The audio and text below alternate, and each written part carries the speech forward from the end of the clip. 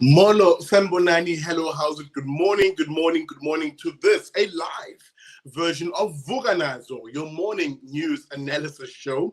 My name is Usihle Ngobese, aka Big Daddy Liberty. As you can see, the t-shirt there, vinyas. Merchandise coming very soon on the show. Guys, the sun is up. Wake up. Get that sleep out of your eye.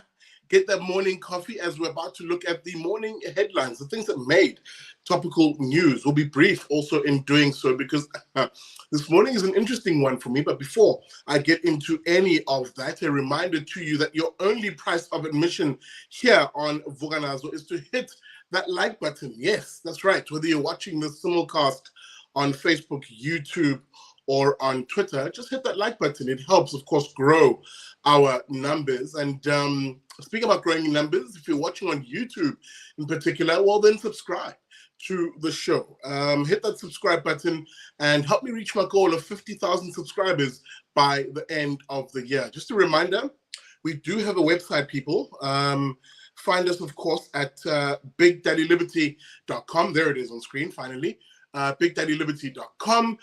There, of course, you can also pledge some financial support towards the show. You know, as little as 100 Rand a month towards the show. Join that BDL club of people who are supporting the work that we do. Now, with that jibber jabber out of the way, how about we get straight into the news?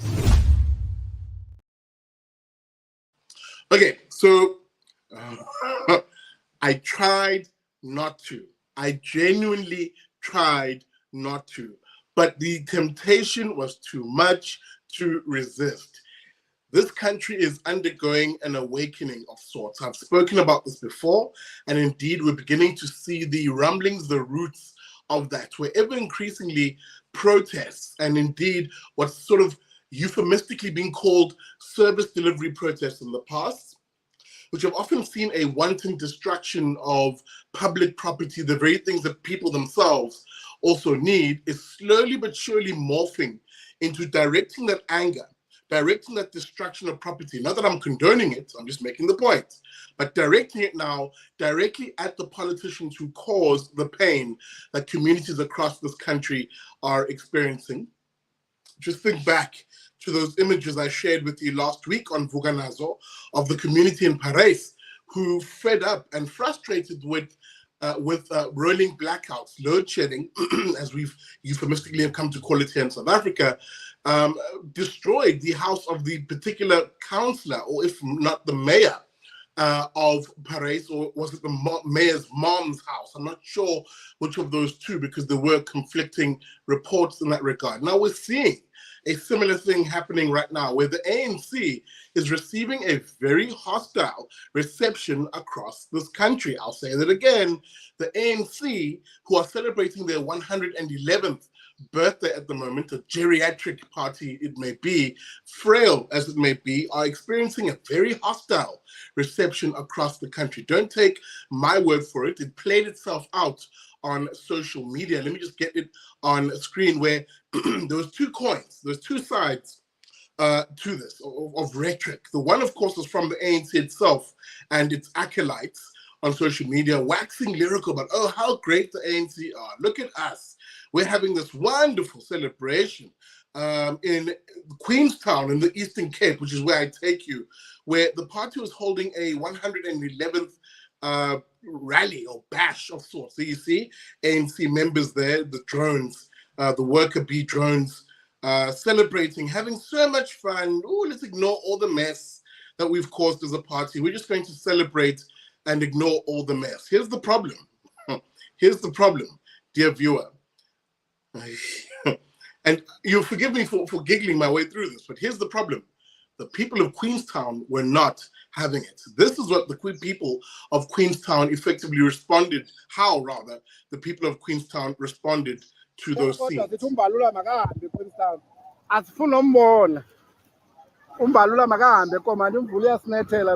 you can see there, of people, cars in the background, protesting the very presence of the ANC in their town. Now, even as I say this, I'm not blind to the fact that towns like Queenstown and Eastern Cape in particular still hold massive support for the ANC. But it is encouraging to see people openly, and I mean openly, rebel and reject the ANC. Where in that same town, DC also played themselves, where people, despite the police presence, saying, no, to hell with the ANC, we're going to block the roads here. How dare they come to this town when we have so many issues? It's scary. Watch as the camera pans around at the mix of the people here. Black, white, colored, you name it. This is what the ANC are deeply frightened of. I will repeat that statement.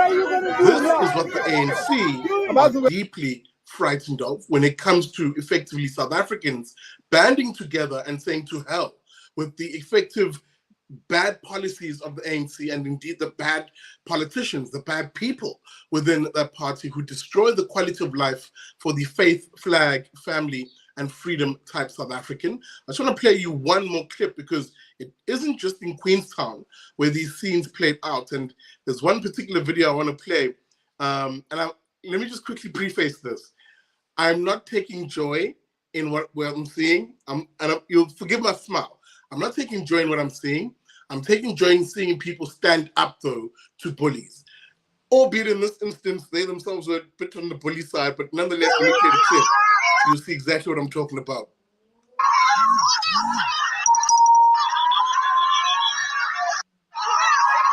Here in the same town of Queenstown, there's a senior ANC leader in the ANC Women's League who, for whatever reason, strolled into this group of protesters who you saw in the video. And whoops, there goes the wig. There goes that weave right there. I couldn't believe this. But I'm saying this because I must be very blunt. I'm not taking pleasure in these scenes.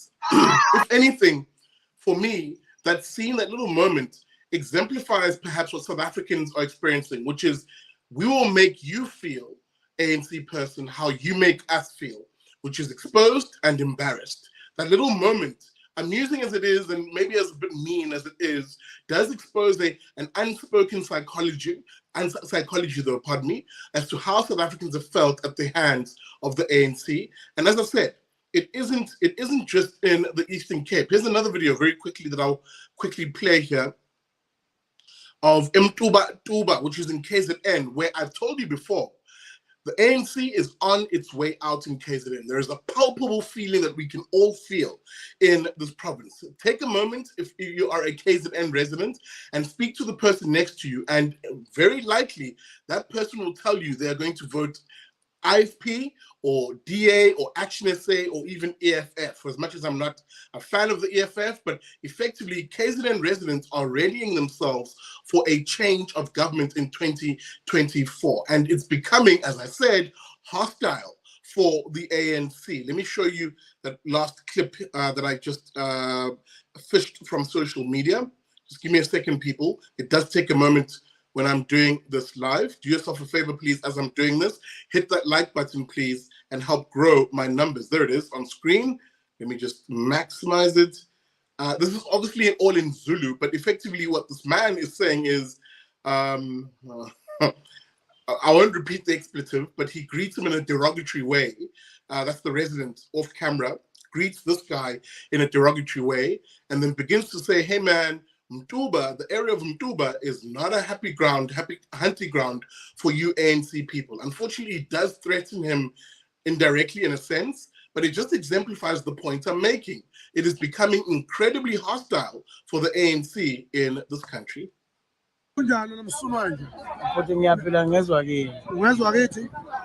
Lalela ungaphindi igqokele nensonso la eMatuba sezwana wemfana. Yebo bro. Sematuba la kuphethe inqatha tha. Yazi? Yebo bro. Umtuba lo yabo. Yebo. Asobhaka mfana wami uzofela eminyameni ngelinye ilanga. Yebo. Indaba ye NC goa. Njani nomsunwane?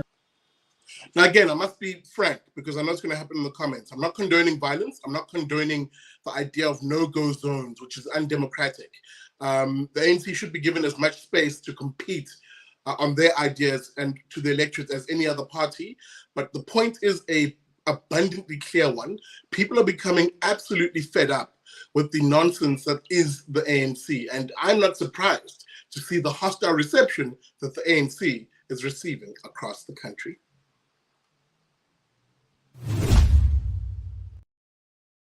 All right, folks, and move us on this morning to other news. And you'll forgive me, I just need to open up the slide.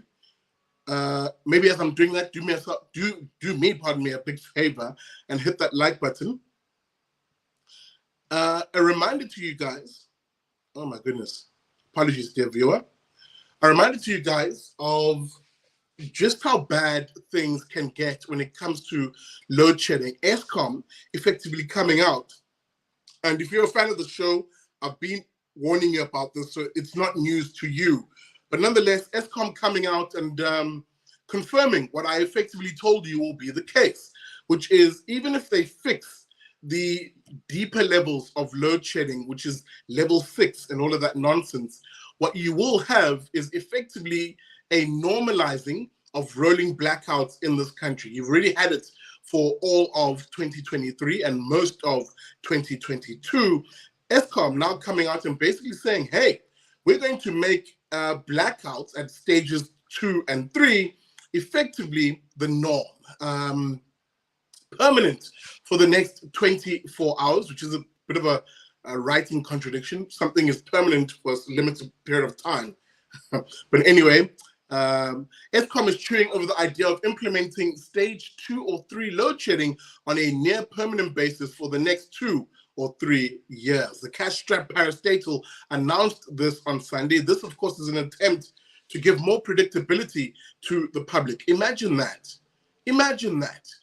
You are the sole provider of something, and for the only way it can be predictably produced or provided to people is for you to not produce it at times. That is the contradiction, the inherent contradiction of continuing to believe that the state can provide something. And I told you, Ramaphosa's emergency plan to fix load shedding is a non-starter. It's going nowhere. So that I'll repeat, as I always do, what I've always said is the solution to this mess. Number one, free us from a single point of failure, that is ESKOM. ESKOM being the sole provider of electricity basically means South Africa has a single point of failure, because if ESKOM fails, then the country fails at receiving electricity. Free us from that by opening the provision of electricity, that market up to private sector. Come one, come all. If you want to invest in building a coal power plant, whether small or big, come one, come all. Invest in gas, shale fracking, finding the gas offshore, using electricity, using the sunlight for electricity or wind, whatever, come one, come all. Electricity is what is needed. Open it up to the private sector. That's number one. Number two, of what is ESKOM, break it up into 2 companies. One is the generation, in other words, the power plants that actually generate, which should be privatized. And of course, the grid, the maintenance of the grid, that can still be in the state's hands. I don't really give a flying fudge about that. But definitely separate those 2 entities and remove race-based empowerment legislation, which does nothing except enrich a small black elite at the expense of us South Africans, including poor South Africans. Those are some of the most easier fixes. Sorry, I thought I heard a snake slithering in. But those are some of the easiest fixes you can actually do if you want to solve the energy crisis. And then, of course, get rid of the current crop of politicians with their ideology of seeing the state as being the important provider of goods and services. The state shouldn't be the provider of goods and services. The market should be. The state should play only the role of being a referee of a free market. That's it. You do that and you guarantee an end to load shedding, and not this nonsense of effectively telling people that you're going to make rolling blackouts a permanent feature for the next 24 months. That's absolute nonsense. Anyway, guys, that's it for this episode of Vuka Nazo. Sorry, it is short and sweet. I have to cap it off here. Remember, you'll see me tomorrow on your screens once again, bright and early from 7 a.m. It will be a pre-recorded show. Remember, as you make your way out, please hit that like button, help me grow my numbers. And of course, if you're watching on YouTube in particular, subscribe to the channel. Hey, if you like how we begin your news day, then you'll love our friends over at the Daily Friend. They help you wrap up your news day Mondays to Thursday at 1:30 p.m. live. Guys, thank you so much. A reminder to you to also visit our website, please. And of course, if you can, contribute some financial support to the show. Payment methods are on the website. With that being said, thanks for watching. I'll see you bright and early for another episode of Vuka Nazo.